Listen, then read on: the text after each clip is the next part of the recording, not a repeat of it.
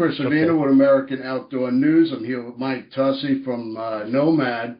Mike, thanks for taking the time to speak to us. I know we have a lot to catch up on here. Now, Yeah, we do. Nomad, getting it back in the spotlight. We started the company in 2015 is when we started Nomad. The parent company is called Marolina Outdoors. Marolina was actually started by a couple guys, four guys who were at Under Armour.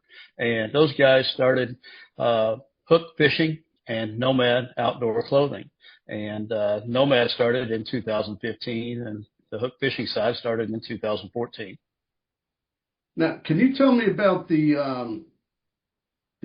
advanced fabric technology that makes Nomad perfect for the avid outdoorsman? I know it's evolved since its inception.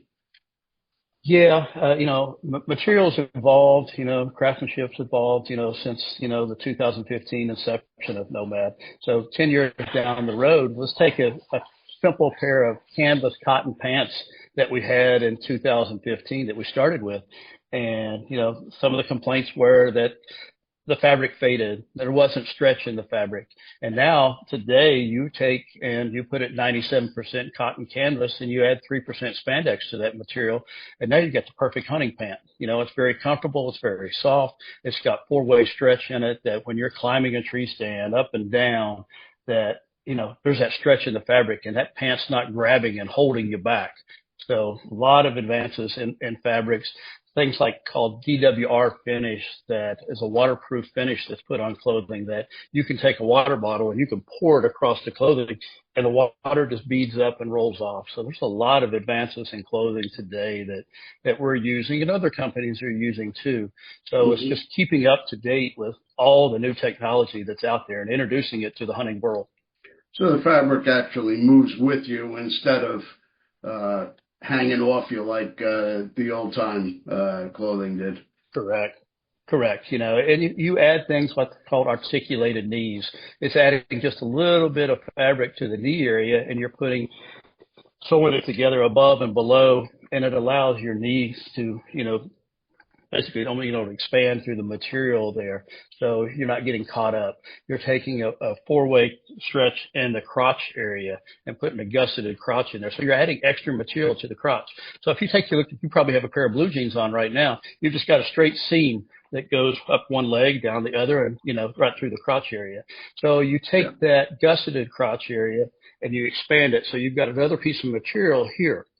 So it allows you just to have more movement without being restricted. So I guess that really explains the adaptability and versatility of the fabric and the performance of the brand.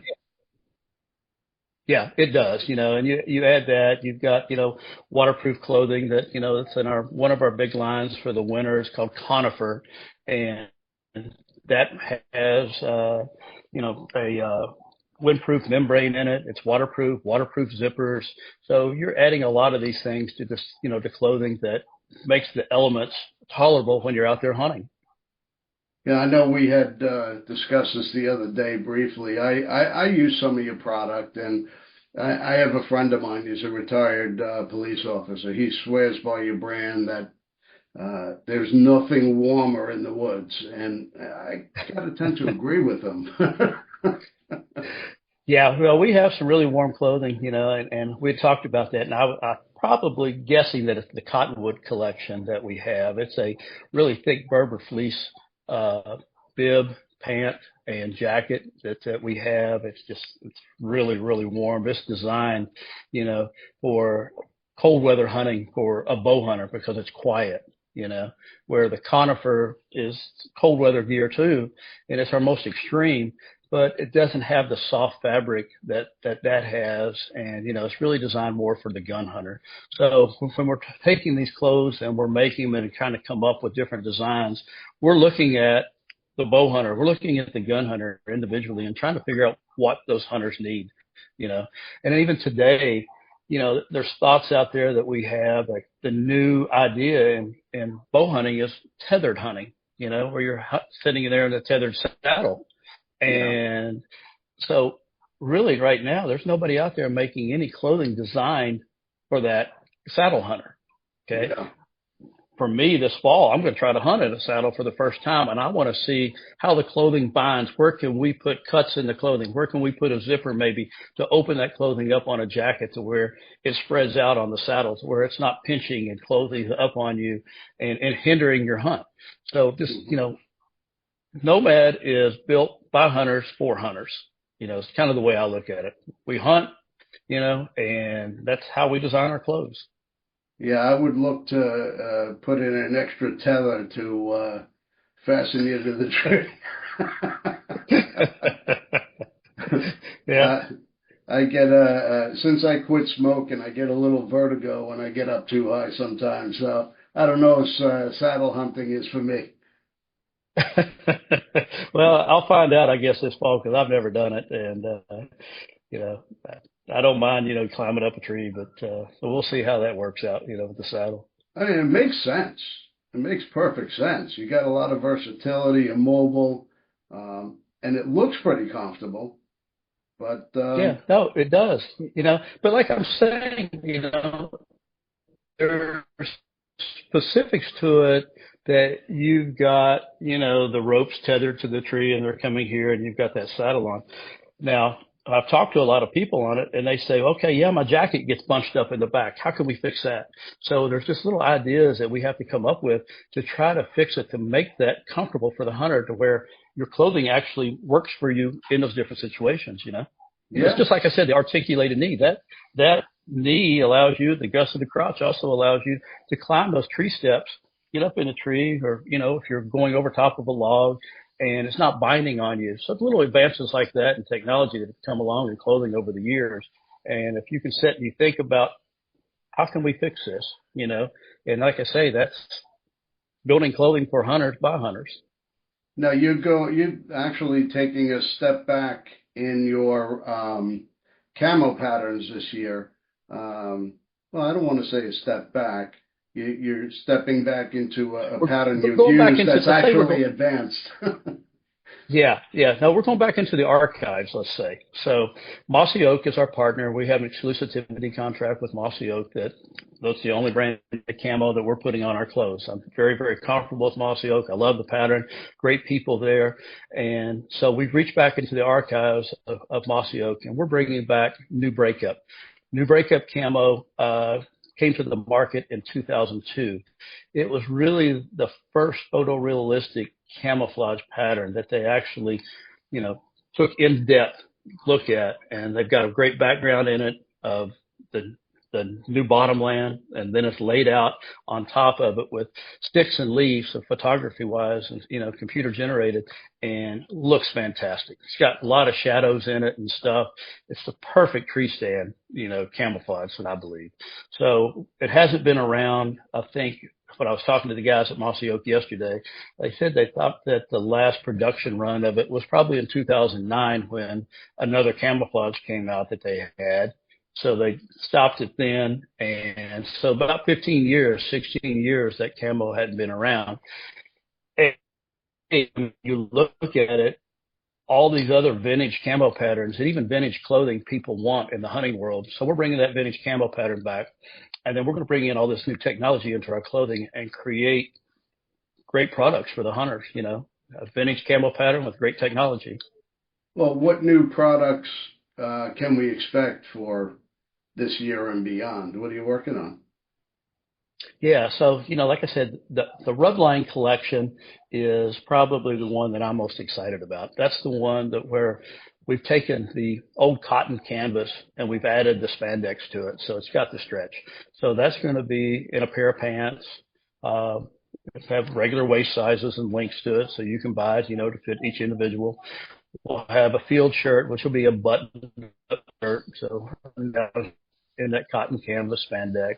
And then we'll have also a bib overall. So, a lot of people love hunting in a bib overall, over the years, and we're bringing back that bib overall. And then we're also going to have the old bomber jacket. If you remember, the old airplane bomber jacket, we're bringing that back in a cotton canvas with some nice insulation in it.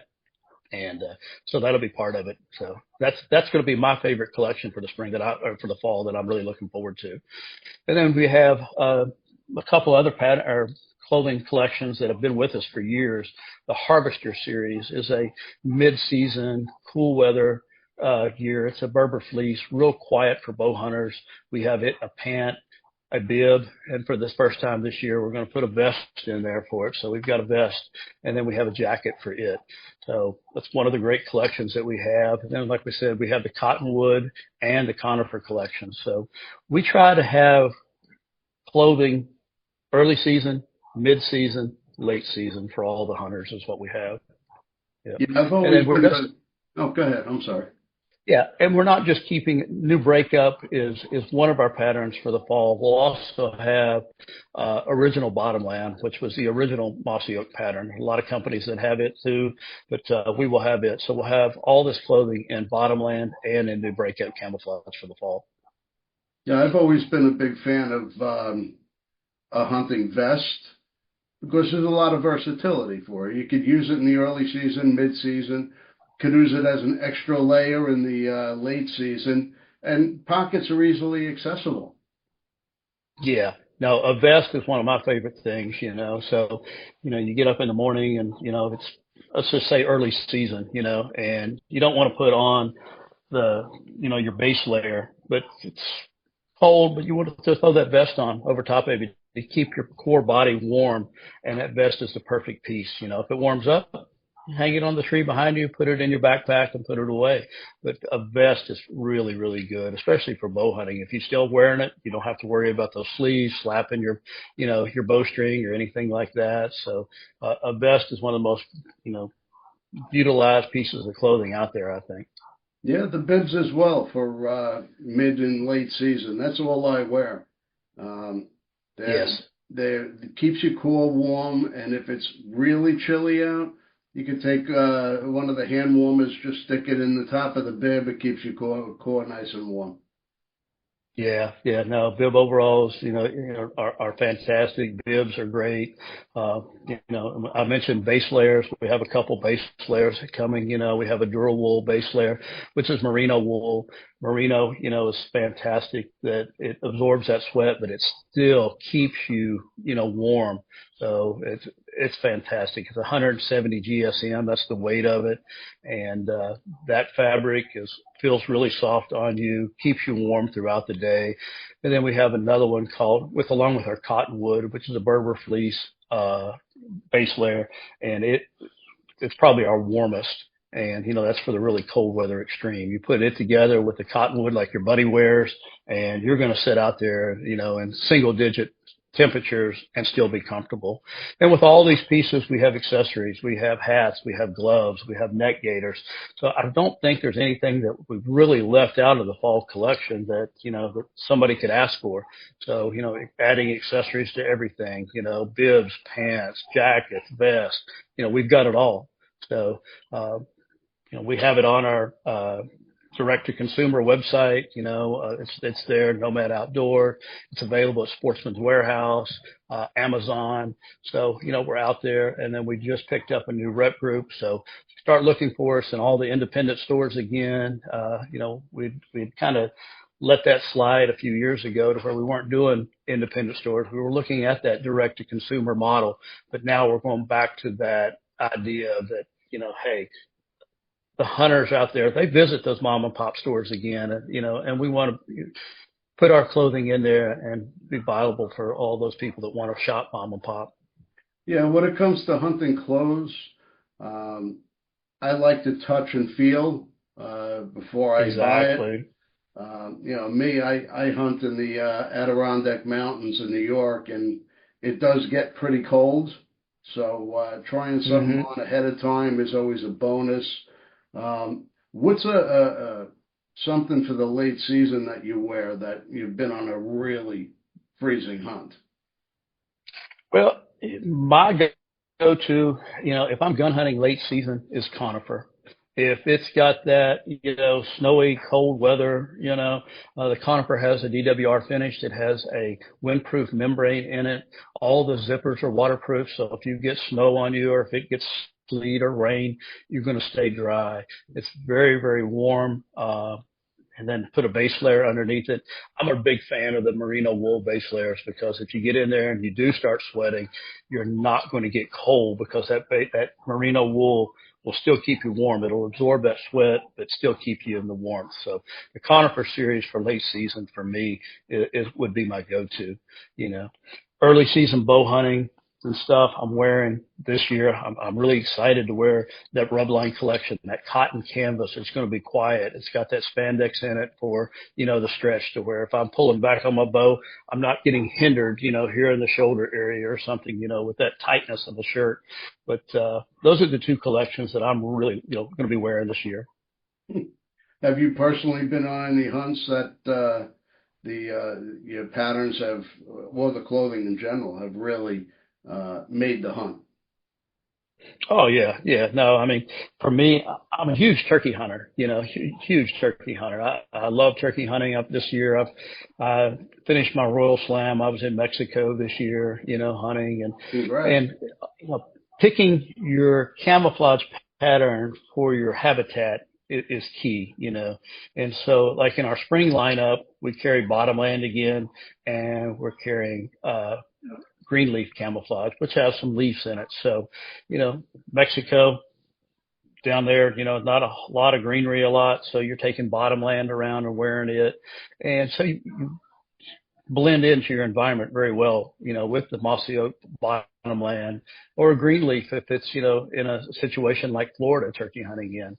And that's where I think the new breakup is going to be fantastic for, you know, the skyline tree hunters and stuff, you know, this year for deer hunting. That pattern, if you take a look at it, it's got the shadows and it's even got some white in it that if a deer is looking up, it's seeing, you know, almost white in the sky at times. And that pattern even involves and has that shadow look in there with some light colors in it to where it just blends in great, you know, with the trees and the skyline. So that pattern I'm really looking forward to using this fall. It gives depth to what you're wearing. Exactly. It looks more 3D Exactly. than just a piece of material. Yeah, it does. I mean, that 3D effect in that, and like I said, Mossy Oak was really the first person to come out with that in 2002. They ran it really hard, you know, until about 2010, and it got put away in the archives. And you see it today some, you know, with the revival of vintage. You know, if you go to some of these hunting shows and stuff, that there's one company called Camo Retro. I don't know if you've ever heard of it. I've seen them at hunting shows. So what they do is they bring out all these old camo patterns and they're putting them for sale. So, I mean, you know, back in the 90s, that camo shirt probably sold for $30 and now Camo Retro is turning around selling it for $65 after it's 30 years old. So, Wow. I mean, it's crazy what these vintage, you know, patterns are coming back and doing. And that's the excitement for me to bring back New Breakup this fall is bring that vintage pattern back to people and let's see what it does for everybody. Well, what year defines vintage? I started hunting in the early 80s and we didn't have camo patterns. Yeah, no, you know, I'm the same. You know, I really started hunting, you know, after college, you know, in the late 80s is kind of when I started. And I can remember my first camo was Realtree, you know, or no, actually it was Jim Crumley, his pattern, you know, and that was the first one that I had. And I think I bought it at Kmart, you know, back in the day. And it was just a coverall that I put on over top of my clothes to go hunting in. But, camo patterns evolve through the years and so is the clothing. And, you know, and at Nomad, that's what we're trying to do. We're trying to keep up with the trends on the clothing and the fabrics. And then now we're backing up and trying to keep up with what people want with the vintage camo patterns. So, you know, I've kind of taking it back to where heritage meets modern hunting, you know. Yep. Yep. You know, I was thinking about the story you told me the other day when you were hunting with Donald Trump Jr. and you're getting ready to go out. What the hell did these Secret Service guys think they were going to do? All right. Well, let's refresh that story a little bit for all the listeners. So, yeah. So actually, you know, I've got a hunting business in Florida too. So I've done turkey hunts in Florida for about 25 years. I started in 2000 down there in a business called Mossy Oak Outdoors. So, somehow or another, I got connected with Donald Trump Jr., got him set up in all Nomad clothing and wearing Nomad, for the hunt and everything. And we're going hunting, and, he meets us. And at this time, his father was in the presidency. So this was his first term. So we meet at the ranch, and there's two big Suburbans pull up with, I think it was 6 or 8 Secret Service guys and Donald Trump Jr. and his buddy. And so we're sitting there, we're just all meeting and talking and everything. And I got it all set up. I've got it really set up nice. I thought, man, I'll leave these guys here. I've got coffee set up for them. I got donuts set for them. I got a little cabin for them to hang out at while we go hunting. I've got turkeys that are roosted. I know exactly where they're at, so shouldn't take long. So I put those guys there, and they're not dressed in camouflage. And then one guy says, I need to go with you. And I was like, no, you can't go with me. You don't have camouflage. We're fine. There's nobody here. We're, behind locked gates. It's all good. So they say, okay. So they stay there and eat their donuts and everything and coffee. And then we're hunting. Turkeys are gobbling. My phone, I look down, it's ringing, got it on silent. So it's vibrating. 202 area code. Now I'm thinking, okay, where is this? Washington, D.C. No, I hit decline. Next time, hang up, keeps ringing again, hit decline. So we continue hunting. My phone finally stops ringing. We get a turkey, take pictures, and we get back. And first thing that happens is that head of that detail, he grabs me by the arm, pulls me off to the side and says, hey, man, I tried to call you. He said, why won't you answer your phone? He says, this is a serious situation. I said, man, we're hunting. I said, my thing is I'm trying to get Donald Trump Jr. a turkey. We're fine out here. There's nobody in these woods, except us. So he said, I needed to know where you're at, but he says, I took care of it. He says, I pinged your phone. I said, what do you mean you pinged my phone? He says, I know exactly where you were, dude. He says, I pinged your phone so I could get your location. I said, okay, well, I guess everything's good. So we got our turkey. He got my location, so it all works out. You would think he would have had some outdoorsmen on his detail. I know, yeah. So then we take him another time, and this is actually after that his father had left the White House. And this story is kind of crazy because we go hunting. He's only got 2 people in his detail now. So they're really nice guys. They didn't care about it. They would stand by the truck, and we go hunting. It doesn't take long. We get back to the truck, and we got a turkey, and Don decides he's going to ride back with me to go get lunch at a place. And so in my truck, my First or Second Amendment right, I've got a Glock in my truck, and I keep it on a magnet and sitting right there. And I walked up to the Secret Service guy, and I said, hey, man, I want you to know this Glock's sitting right here on that magnet. Would you like to take it so, you feel good about it and everything? He looked at me and said, no, sir. He says, he's yours now. He just started laughing. I'm like, okay.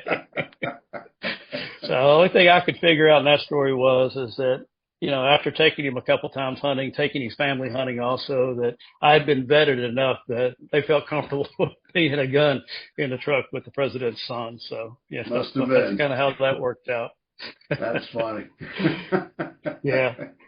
But Don Jr. is a really nice guy. His kids went hunting with me. Fantastic people.